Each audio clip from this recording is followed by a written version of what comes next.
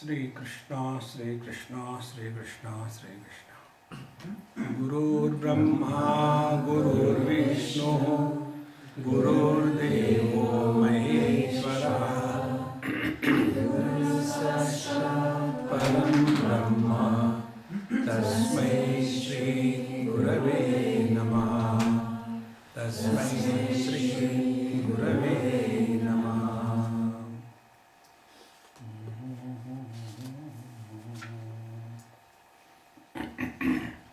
If self-realization means recognition of one's essential being, then the question comes, recognition is an action or an experience?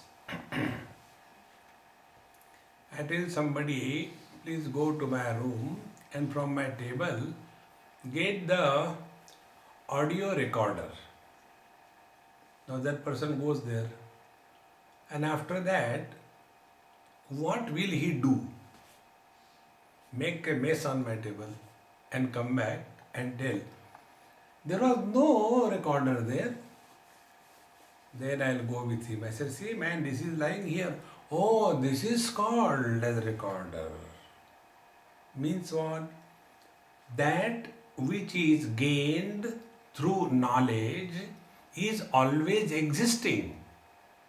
Knowledge does not create. Knowledge only reveals what is existing. If the self is created, then it will be destroyed.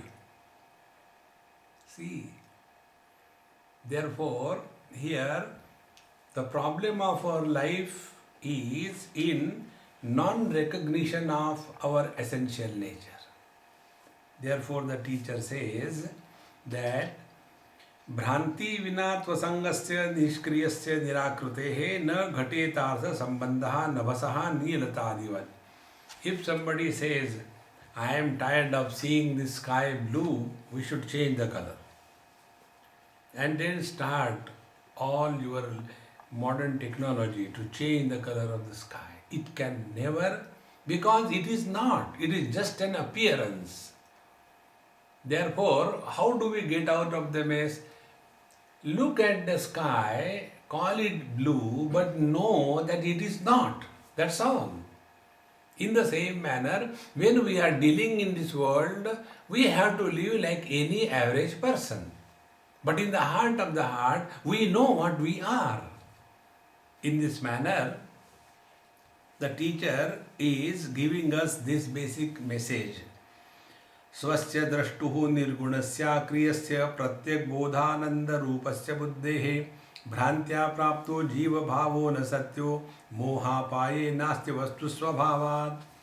The status of the individual jiva is superimposed on the witnessing consciousness. Now please understand this principle. Individuality is on account of the conditioning. If there are two bulbs, the two-ness is because of the two bulbs. But the lightness in the bulb is one.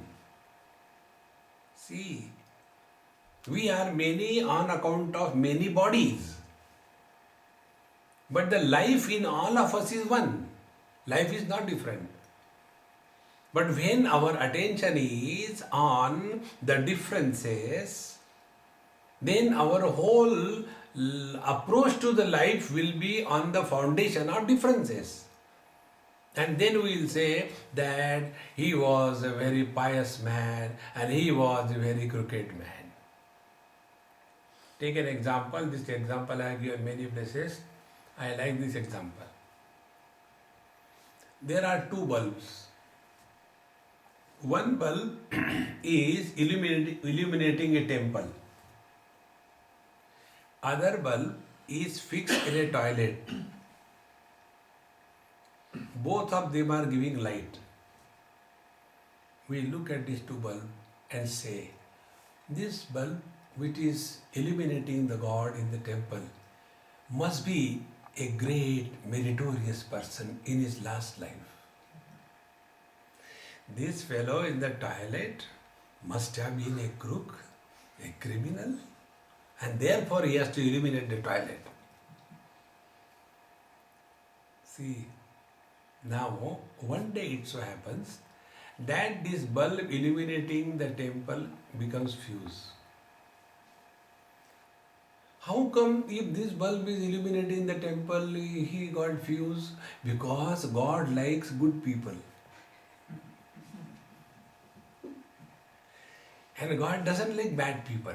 Therefore the toilet bulb is still there. Oh, he is a sinner. Good. But nowadays in the evening we have to do the prayer and all that. No, there is no bulb in the temple. What is to be done? Remove that bulb from the toilet and fix it here. So when you do that, how come this bulb has come here from the toilet? Maybe in last life some punya, some merit must have become married. See, these are all our mental projection. When the light illuminates the temple, it doesn't become holy. When the light illuminates a toilet, it doesn't become unholy. See, friends. Therefore, individuality is on account of the body identification.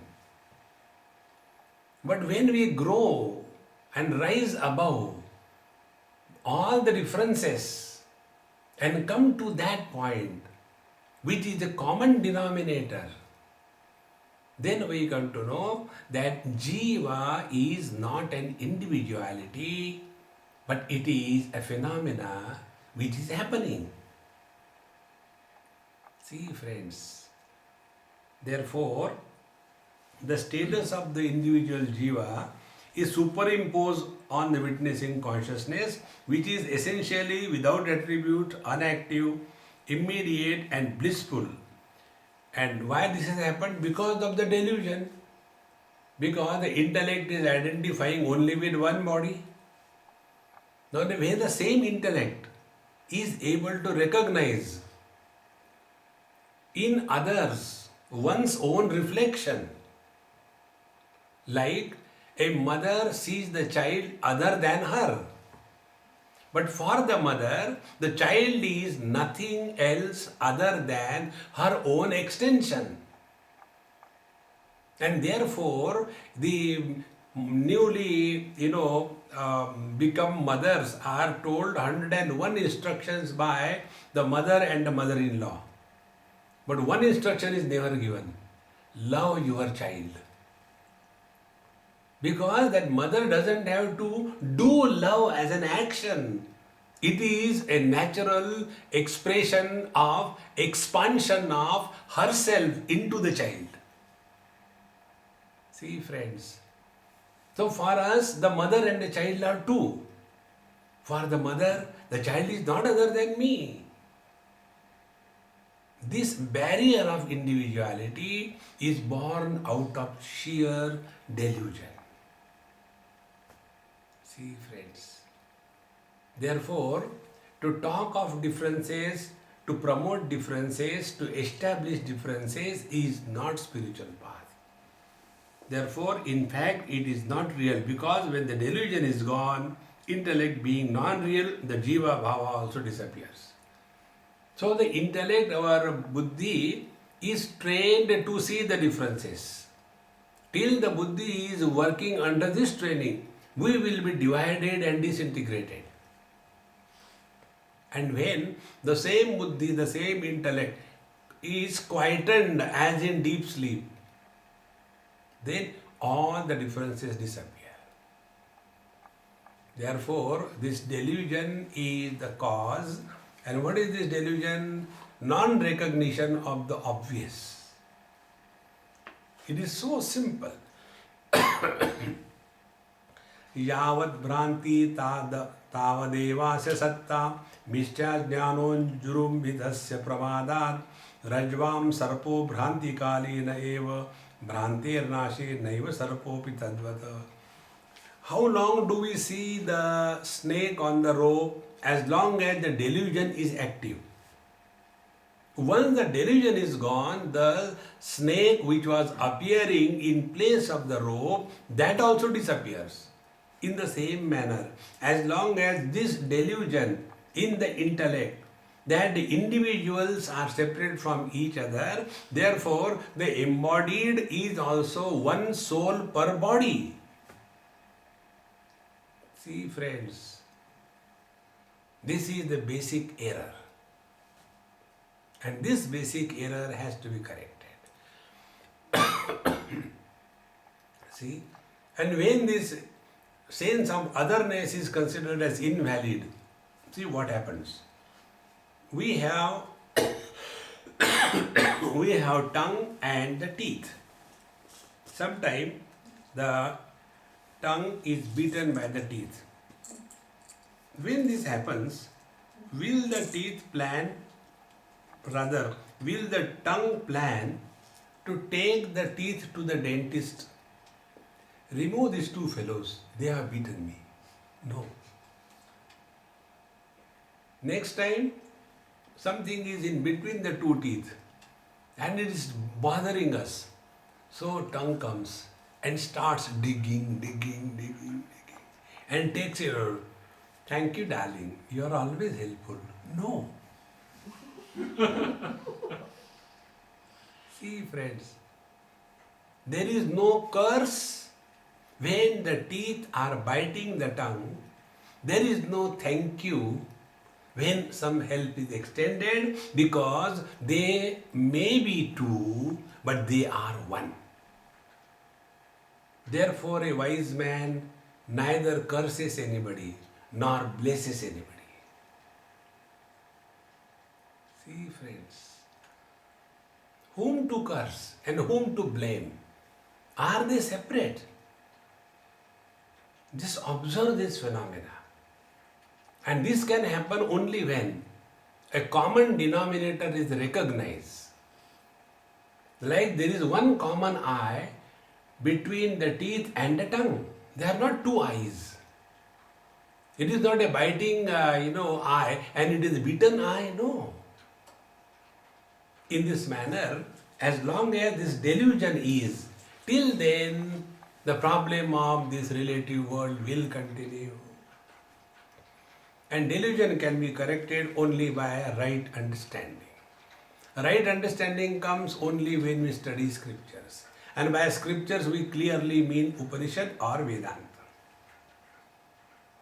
See, it is here only we are told the freedom of I is wrong. Freedom from I is real. See? Otherwise, earlier I was a bhogi. I used to eat and drink and do every kind of thing. But now I am a yogi. So I is still there. Earlier I was bachelor. Now I is married. So I is still there. Earlier I was poor. Now I is rich. The I is still there. So it is only changing the level. See friends. And the culprit is this I. And this I is the culprit in such a manner that he is not there, but he only appears. And that appearance is taken by us as real. See friends, therefore, when we live in the light of this wisdom, then yavad bhranti tavad evasya satta. So as long as the delusion is valid, till then the jiva, hell and heaven, last life, next life. I remember somewhere in US, one person asked me in LA, he said, Swamiji, you are a Hindu, for you it is easier to accept the rebirth. I am a Catholic, I don't accept the rebirth. How will I understand your scriptures and what you are telling? I said, who told you Hindus need to believe in the rebirth? On the contrary, Hindus say there is no birth. Forget about rebirth. Bhagavad Gita, 4th chapter. Ajopi san navve atma bhutanam ishvaropi san. Although unborn, I appear to have been born. Like a character is born on the stage of a drama, only for that particular drama, is that character really born? It is just a drama. See, friends, therefore, unless we get freedom from this Mr. I, it will continue. Samsara will continue. I'll tell you one of my experience. I was among the Aghoris. I don't know if you know the Aghoris. There is one path of Aghor wherein they have it is Tantra Shastra. Vama Pantha is called as, where they put on black dress and then drinking, smoking, everything is included. They call it 5 M's. The Madhya, Madira, Maithun and Mas, etc. So, and they have to have the sex with the dead body. These are all the things through which they have to go. So among those people, I happened to be sometime for about a week. I just went to go through. And they know that I don't drink, I don't smoke, so they will never compel me. And I used to sit there. And there, that they used to call in a mandala. That mandala will start. In the center, there will be some fire or something like that. And then there, that ganja or afim, they will smoke one by one, the whole round will come. Then the drink they will take. And that this guru will take the sip first, then it will go through all the disciples and again come back to him. Like that. And then they will be singing and all that. And slowly, as the bottles are emptied and the drums are filled in, then the real liquid spirituality starts coming out. They'll be dancing and saying this and that and all that. And in and through all that, I used to sit quiet because it was a free fun. In any drinking gathering, the real one who enjoys is the one who doesn't drink. So I used to enjoy that. One elderly among them, he, after about 8-9 hours, I was sitting in one posture for 8-9 hours. No going to bathroom, no nothing, enjoying the whole thing. Then he came completely drunk and he came, very elderly man, and touched my feet. He used to call me Maharaj. Maharaj, your foundation is firm. I am observing you for last 8 hours. You are not even this much disturbed.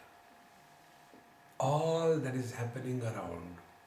We are dancing, shouting, abusing, eating, but you are just like a rock sitting. Nothing happens to you. I said, no, I am enjoying. Why should anything happen to me? If I have any ripples for you, that you people drink, you eat non-vegetarian, you are smokers, then I will be disturbed. Why should I get disturbed because of you? A simple thumb rule in life. Those who get disturbed because of anything or anybody, they have given a status of reality to this world. As we don't get disturbed because of our shadow. When our shadow becomes long in the evening, we don't feel good. Come on, I have become tall at least in the shadow. No. See, friends, this firm abidance in ourself can happen only if we get out of this funny notion called we are the individual jiva and there is one soul per body. No. There is one reality expressing through every body. And the differences are on account of the conditionings. See, like in your laptop or your record player, MP3 player, if you put disco music, it will come out. If you put a discourse, it will come out. If you put the classical, it will come out. Does it mean because of that your laptop or the music player has become holy or unholy? See, friends, therefore life is just a phenomena and this jiva, the individuality, it is an illusion. Once this will become a firm foundation of our life, thereafter we don't do anything, then things happen through us. there is no struggle. See, wherever there is effort, Patanjali, Prayatna Shaithilya, wherever there is effort, it is abnormality. Like those who are able to hear hard hearing. So they have to put lot of efforts, And when they are no more able to put effort, they get tired. Others are listening. But the one who is hard of hearing gets tired quickly. Wherever there is effort, abnormality, and that abnormality is birth of Mr. I. We take our everyday experience. We do pranayam. If we are punished, I was once punished when I was studying. Punishment was, I have to write down Bhagavad Gita's 15th chapter 25 times. That was the punishment. So I was thinking, I wish I had a laptop, I had to eat and take 25 copies and like that. So it was a punishment for me. Similarly, if you are punished because you are in the yoga studio, so you are told, okay, you have not done the job, never mind. Do pranayam for 10 hours. No, it is too much more. Are you not breathing 24/7? Then we are not tired.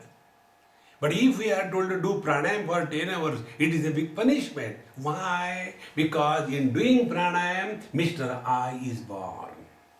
In breathing, I is not born. See, friends, therefore this delusion that I am a jiva, an individual, will lead to the creation of efforts, and where there are efforts, the life is miserable. Therefore, Bhrantir Nashe Naiva Sarapopi Tadva. The moment the delusion has gone, this whole world around us disappears. Disappears means what? It will continue to appear, but not as we have seen it earlier. Because there will be a complete change in our perception of the world. Anaditvam avidyaya karyasyapi tatheshate utpannayam tu vidyayam avidyakamanadyapi prabodhe swapnavat sarvam samuksahamulam vinashati. Now when you said, in this world, incomplete knowledge and its effects are called as the sense of individuality and is considered beginningless. See, incomplete knowledge. Incomplete knowledge means what? One example, through our eyes, we can see a particular spectrum of light waves. We have never seen light with other than the eyes. So what will be the natural phenomena? Whatever I see by eyes, that alone is reality. If we are told that there are light waves beyond the Vibgyor, we will not accept. And then we are made to stand in front of the X-ray machine, and then the photo is taken away, taken off all the skeleton, and then shown, see man, you said there are no light waves beyond this. How come your skeleton is seen by which light? This is called as X-ray. Now the X-ray is not seen by our eyes. Does it mean it doesn't exist? So what is the incomplete knowledge? Incomplete knowledge is that knowledge which is gathered through any instrument of knowledge. So the limitation of those instruments will be applied in that knowledge. This is what is called as, when this incomplete knowledge we take as the complete knowledge, the misery begins. This is called as avidya. See? And if that because of which the incompleteness was coming, if that is removed, then what will happen? The complete knowledge will take place. Therefore, although ignorance is without beginning, yet it can be removed. This is the meaning. Therefore, the student's question was, if the avidya and this problem is beginningless, it will never be ending. No, it is wrong. Take for example, do you know German language? No. Since when you don't know Swamiji German language? Since when I don't know? I know, never I knew. Means my ignorance about the German language is beginningless, is it not? But when I study, will not that ignorance go? So, your preposition, my dear student, when you said that if the self is infinite, his Maya is infinite, and we are under the spell of this Maya, therefore that is also infinite, therefore Jiva Bhava is infinite, therefore Samsara is infinite, therefore Samsara cannot be liberated. This is the wrong understanding. See how deep it is. And therefore, when we study properly the scriptures and come to cognize what exactly is the meaning of I. In Panchadashi, there are 3 I's described. One is called as Mukhyatma, the real I, the absolute self. The second one is called as the Mithyatma. And the third is called as the Gaunatma. Mukhyatma is the absolute self, which is common for everything and being. Second is Mithyatma. Mithyatma is identification with the Panchakoshas. So when I say, I am old, what is the meaning of I? Body. When I say, I am thirsty, the meaning of I is Pranamaya Kosh. When I say, I am unhappy, the meaning of I is mind. When I say I am disciplined, I am successful, I is Vijnanamaya Kosha. And when I say I am happy-go-lucky, so I am Anandamaya Kosha. So which of the 5 you are real? Are you a Khichadi of 5? Who are you? And can we continue to live as the body, as old, young man, woman 24/7? No. The moment there is a dissociation with the body, immediately I, the man, woman disappears. So this I, which is born after identification with the finite, is a mithya I. It is an illusory I. It is not the real one. See. Now the second I. After we get identified with the body, that mithya I is born. Then after the body identification, then the secondary I's are born. Mother, father, brother, sister, husband, wife, friend, enemy. These are all secondary I's. Now go one step further. Who is miserable? These secondary I's, they are miserable. See friends. And the secondary I's we have to get rid of. And to get rid of them, we have to remove the basic cause called the mithya I, the illusory I, body I am. Till such time this illusion continues, our relational problems can never be sorted out.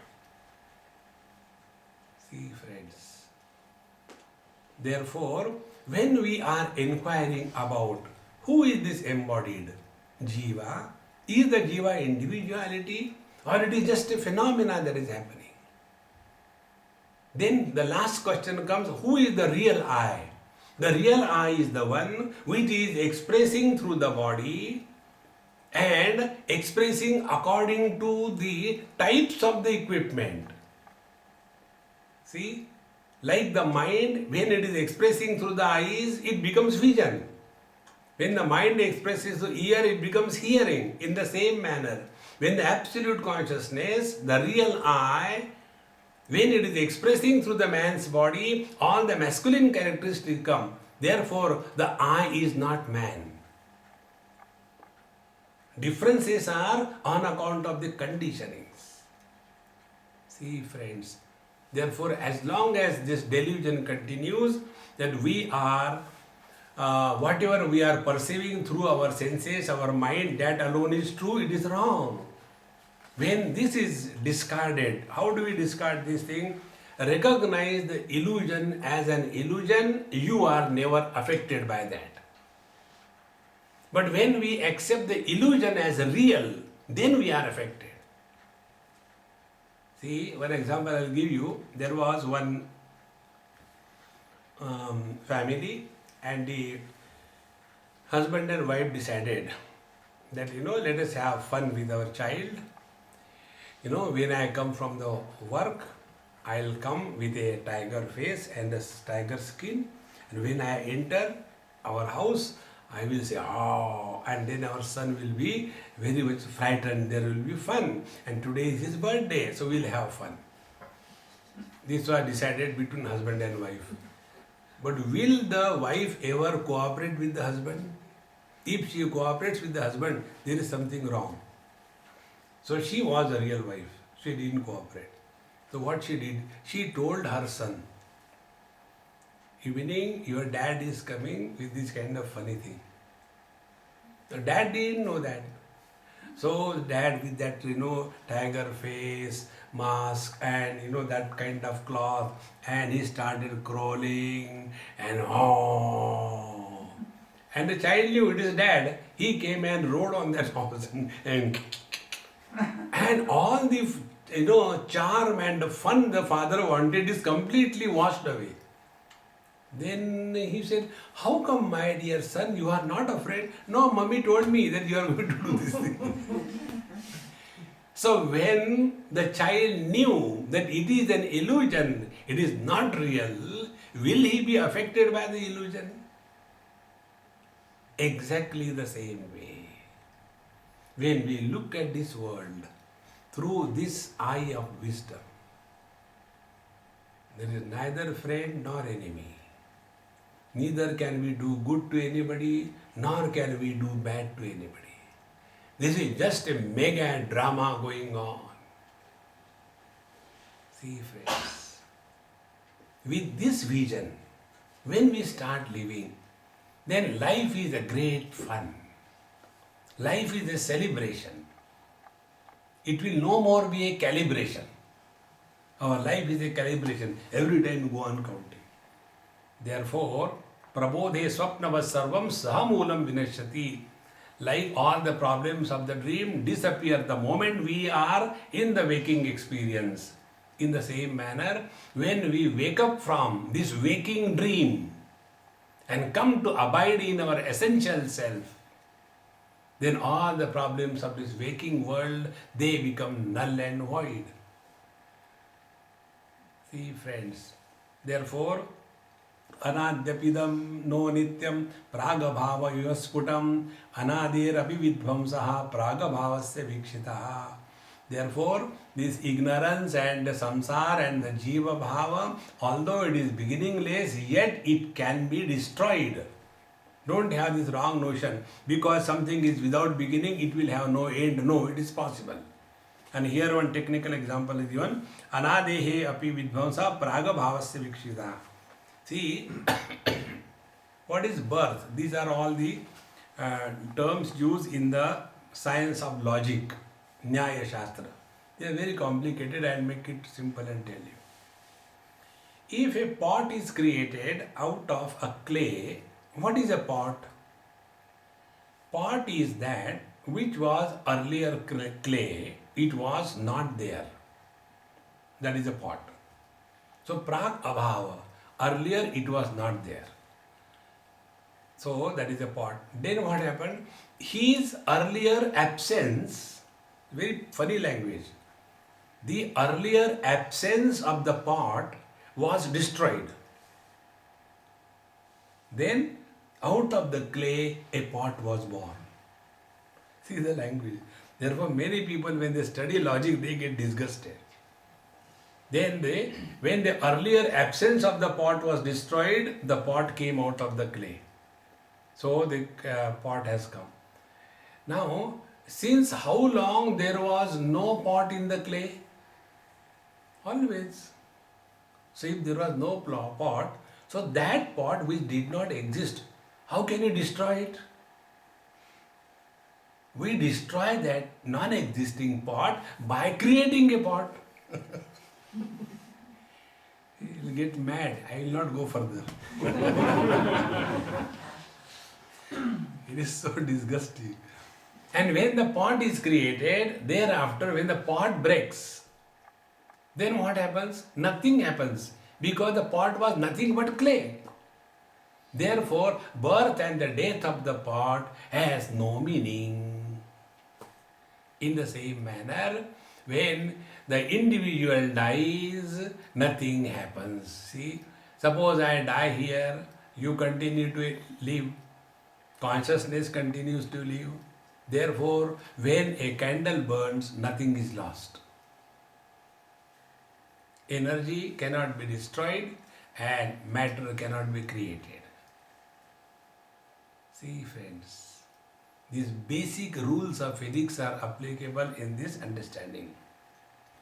Yad buddhyapasidha sambandhat parikalpitamatmani jivatvam na tatonyastu swarupena vilakshanam sambandho swatmano buddhya mithya jnana purasaraha vinivrittir bhavet tasya samyak jnanena nanyata brahmatmaikatva vijnanam samyak jnanam shrutir matam. So, yad buddhi upadhi sambandhat parikalpitam atmani jivatvam na tataha anyattu swarupena vilakshanam. So that which is superimposed by our own imagination, that I am a miserable person, this is our imagination, it is not real. Many of us have got this funny notion, you are very lucky, I am very unlucky. Lucky, unlucky is our own creation. See? Those who do not have children, they feel, we are so unlucky, we don't have children. You are lucky, you have got 3 children. You are those parents with the 3 children, you are lucky. These 3 fellows are eating my bones. You don't know that. I don't know why I have given birth to these Rakshasas, Therefore, it is all parikalpitani, only imagine. In the same manner, we only imagine that only this body I am, and everything in relation to this body, that alone is the truth. It is not. Therefore, friend, our wrong notions need correction. And sambandha swatmano buddhya mithya jnana purassaraha. And the relationship established between the absolute reality and the jiva is only out of delusion. It is not true. Like the blueness of the sky. Now the sky is the reality and the blue color where it is. See, friends, it only appears, it is not. In the same manner, we only appear to be miserable, we are not. If misery was our essential nature, we will never want to get rid of misery. So if we want to get rid of misery, it is not our essential nature. So if it is not our essential nature, why we are miserable? See. So unless there is an error of judgment, through delusion, this happens, and therefore, how do we get rid of this wrong notion, wrong understanding about oneself? Vinivrittir bhavetasya samyak jnanena na anyatha. So these wrong notions can be corrected only by a right understanding. See? That is why initially we were told, na sankhena, na yogena, na karmana. These Sankhya, Yoga and Karma, they strengthen our body identification. They bury us under the load of the individuality. See, friends, because their I is maintained. Why I is maintained? Because their foundation is, per head there is one jiva. And it is very convenient to understand. See? In the Bhagavad Gita 13th chapter, Bhagavan Krishna brings out this point, but this point is very conveniently bypassed by these philosophies. There Bhagavan says, Idam shariram kaunteya kshetra vitya vidhiyate etadyo vetitam prahuhu kshetrajya iti tadvidaha kshetrajyam chapi mam vidhi sarva kshetreshu bharata. There the Lord says, the body is a field, embodied is the owner of the field, the knower of the field. So what will be normal understanding? If there are n number of fields, there will be n number of owners. But Bhagavan says, I am the owner of all the beings. Because this one reality alone is expressing through all the bodies. So what is happening? The manifestation is taken as the reality. Light is useful, but it is not real. Reality is electricity. In the same manner, life is lived, good and bad, but that is not real. Reality is that which is expressing as life through all the things and beings, that is the reality. So unless we bring to our cognition this absolute self through proper understanding, and this can come only by a study of Upanishad or Gita, etc. And friends, the purpose of the study of scriptures is only one: changing our vision.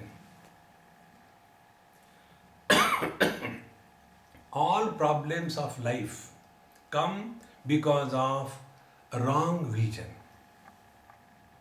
When the vision is corrected, perception create change.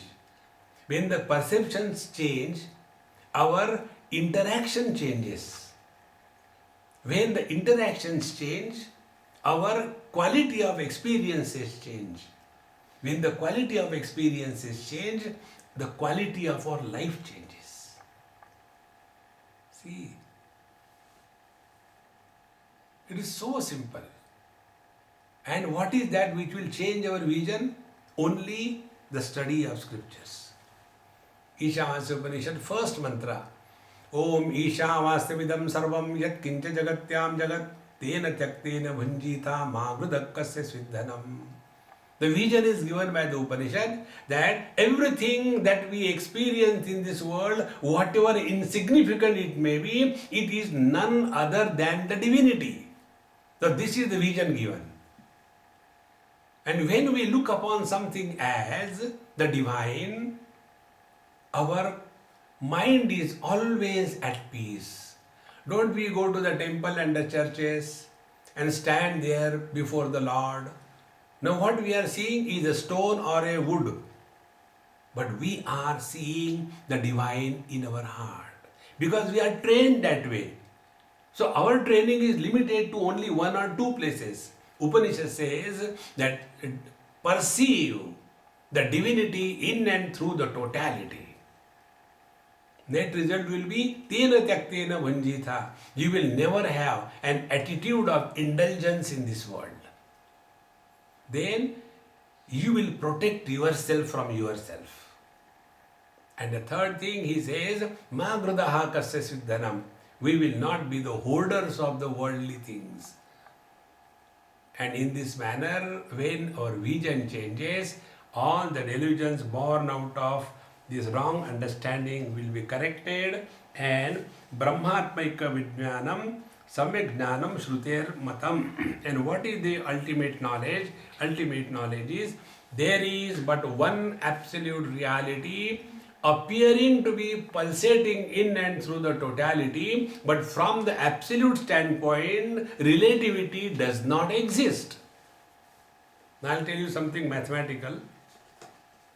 See, summation of the finite is not equal to infinite. And in the infinite, finite is always imagined. Take an example. Space is infinite. And in that infinite space, north, east, west, south, the corners up and down, these 10 directions are only imagined. They are not real. And how they are imagined? Because we brought two conditionings together. That place where the sun rises is called as east. Once you have given a name to that direction as east, then naturally other relatives are born. So if this is east, then back side will be the west, left side will be the north, and right side will be the south, and in the corners. And where from the whole imagination started? Because that direction where there is a sun, it is an east, and the sun rises in the east. So the east is because of the sun, or the sun is because of the east. See, friends. So, from the spaces point of view, all these directions, they are only imaginary. See, same thing happens. Earlier in India, 1 rupee used to be 64 paisa. Then India became metric. So 1 rupee, instead of remaining as 64 paisa, it became 100 paisa. So have they made more part in that? See, when we say 20 pound note, so if I had to give somebody 10 pounds, do I cut it half? No. The 20 are imagined in that one paper. Therefore, the rule is, in the infinite, finite is always imagined. It is not real. In the same manner, in one absolute reality, you, me, Jiva, Jagat, Ishvara, all these three things are only imagined. Objectivity is called as world. Subjectivity is called as Jiva. The controller of the two is called as Ishvara. And all of them are in relation to each other. They have no independent existence. You know, we are from this cricket world. On the cricket ground, there are three parties. One is batting, other is bowling or fielding, and third is that umpire. Now, all the three must have to exist together. Suppose the batting party or the team comes and sees the bowling or the fielding company, and they decide it is better to give walkover. So they tender walkover. Then we accept our defeat without playing. When this batting party goes away, will the fielding party remain on the ground? If the fielding party also goes from the ground, what will the umpire do? See, in the same manner, this Jiva is a batting party, batting team. And what is the world? Jagat, that is the bowling, the fielding. Therefore, it is always the batsman who is out. The fielder is never out. So it is the Jiva who goes to the hell. The world is perfectly alright. See, friends. And who is the umpire for the match between the Jiva and the Jagat? He is called as Ishvara. And what is the Ishvara? When you hit a sixer, he doesn't appreciate you. He simply tells. See? And when you do a wide ball, then immediately your mistake is pointed out. When you do something good, no appreciation. But if you do something bad, you are punished. This is what the umpire, the Ishvara, is doing. Now, out of these three, Jiva, Jagat, Ishvara, who is in our control? Can we do anything to the world? We can do nothing. We can't do anything to the fielders on the ground. Can we do anything to the umpire? No, we can do nothing. Then we as a batsman, we have to improve upon ourselves. So we have to discover that we are essentially divine. When we discover our divinity, the whole experience is divinized. In Bhagavad Gita, 6th chapter, Bhagavan Krishna defines a supreme yogi. Who is a supreme yogi? Atma upammena sarvatra samam pashyati Arjuna sukham vajani va dukkham sa yogi paramo mata. The supreme yogi is he who is able to see at the world as he sees at himself. And therefore, he is happy in the happiness of others. And he is ready to extend a helping hand those who are miserable. He is a supreme yogi because he has discovered his identity with the totality. For him, like for us, left hand and right hand makes no difference. In the same manner, when this one reality is pulsating in and through the totality is recognized, then alone our vision has undergone required change, and thereafter the whole life will be different. Therefore, tadatmatmano samyak vivekenaiva siddhyati tato vivek kartavyah pratyagatma sadatmanoho. And this infinite recognition of one's being is possible. This identity between the individual self and the absolute reality is attained through perfect discrimination between the self and the not self. Therefore, the Panchakoshas, they fall in the purview of the not self, and the one who is supporting the Panchakosha, that is the absolute self. And therefore, the essential self and illusory self must be properly discriminated. Therefore, when we are considering ourselves to be the gross body, then we are bound to have the fear of death. After studying Vedanta, if we become miserable, we have not studied. After studying Vedanta, if we have a fear of death, we have not studied. After studying Vedanta, if we have doubts, questions, we have not studied. These three things are the bondage on human mind. These three things disappear when we abide in ourselves. Jalam pankavatatyantam pankapaye jalam sputam yatha bhati tathatmapi dosha bhave sputa pravaha. How beautiful example. When the water is during the rainy season muddied because of the mud, so it looks so dirty. Like during the rainy season, Ganges water looks very dirty, like a coffee flowing, that type of color. But you take that, and in that bucket, you take alum and slowly move on the surface 2-3 times. The alum forms a scum, and under the load of the scum, the whole particles of the mud or the dust, they slowly start settling down. When they settle down, pure water is gained. This is the example given here. In the same manner, when we are able to give up this wrong notion, and when the wrong notion is given up, then tatha bhati dosha bhave sputa pravaha. Dosha, the wrong notion is the dosha that I am the body, I am the mind and the intellect. When these wrong notions are given up, the self is revealed. Not to anybody. We are using the passive voice, not active voice. You know the difference between these two voices? Active voice is I eat the mango. In this I is important. Mango is secondary.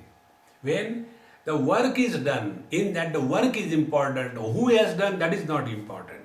In the same manner, in the realization of the truth, realization happens not to me. I am realized is a wrong statement because I disappears. Asannivruttau tu sadatmana sputam pratitir bhavet patichaha tato nirasak karniya eva sadatmana sadva ahamadi vastunaha. Therefore, on inquiry about the real self and the disappearance of the unreal, the immediate self is distinctly revealed. Therefore, illusory self such as ego, etc., should be properly negated through inquiry. See, friends, how do we know that we are under the spell of ego? What is the thumb rule? What is the litmus test? Very simple litmus test. If we get hurt, if we are miserable, we are very strong ego. How simple it is. The more the ego, more miserable and hurt we become. Lesser the ego, less hurt and less miserable we become. God has no ego, therefore all bliss. We have got all ego, therefore all blisters. All the time miserable, miserable. See, friends, Swami Vivekananda used to say, your makeup is not complete unless you wear a smile. We have no business to move in this world with a swollen face. See? We have no business. We are created in His image. Is He Dumbo? Is He miserable? It is an insult to the divine if we express misery in this world. Therefore, asannivruttau, when the wrong notions are given up by the proper understanding, the ego also is slowly disappearing, and this complete disappearance of the ego is the emergence of a great master. Therefore, all the great masters in the world, they have never applied for a Nobel Prize. See? They have never applied for getting recognition, Magazine Award. That in this world, they don't want recognition.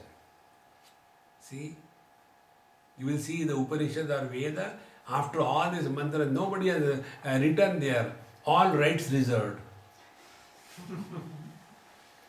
See, I have come across one Mahatma, he is no more, I have seen him. Such a great master he was. He was a devotee of Bhagavan Krishna and has written many books.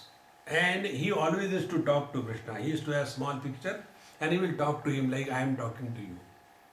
And then he used to write books and all that. And on his books he has written, no rights of this book rest with anybody. Anybody can use anything in any media for any purpose. Nobody has objection. How beautiful. So when somebody asks him, why do you like that? He said, I have not written.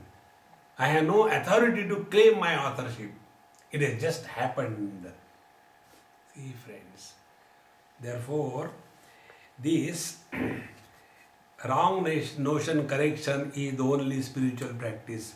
Ato nayam paratma syat vijnanamaya shabda bhag vikaritva jadatvacha परिच्छिन्नत्व हेतुतः दृश्यत्वात् व्यभिचारित्वात् अनित्यो नित्यैष्यते. So here we are concluding this Vijnanamaya Kosh.